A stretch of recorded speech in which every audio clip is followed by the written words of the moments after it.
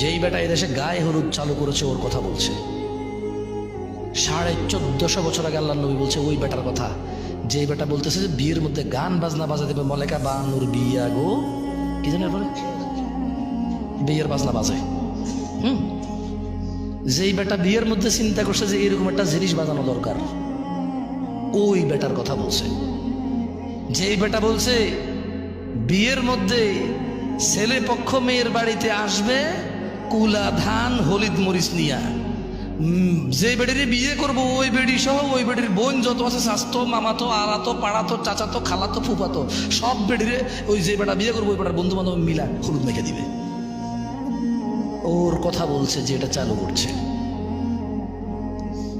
ওর কথা বলতেছে যে বলেছে রেস্টুরেন্টে গান বাজাইতে হবে তাইলে কাস্টমার টিকে থাকবে।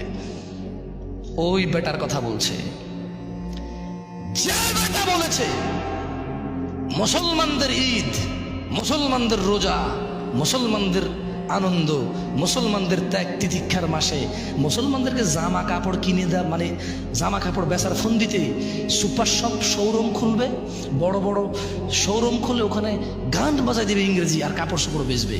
হ্যাঁ, মুসলিমরা পাগল হয়ে গেছে, সারা মাস রোজা রেখে জামা কাপড় কিনতে যায়, গান না শুনলে মুসলিমরা পাগল হয়ে যাবে, এদেরকে গান শোনাও, ভালো করে তোমার কাপড় চোপড়ের দোকানে গান বাজায় দাও, মৃদু সাউন্ডে ইংলিশে এভাবে ইংরেজিতে গাইবে, কিছু তোমার বুঝে আসবে না।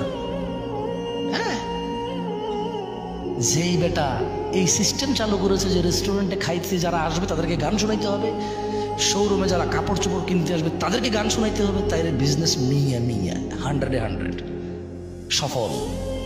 ওই বেটার কথা বলছে।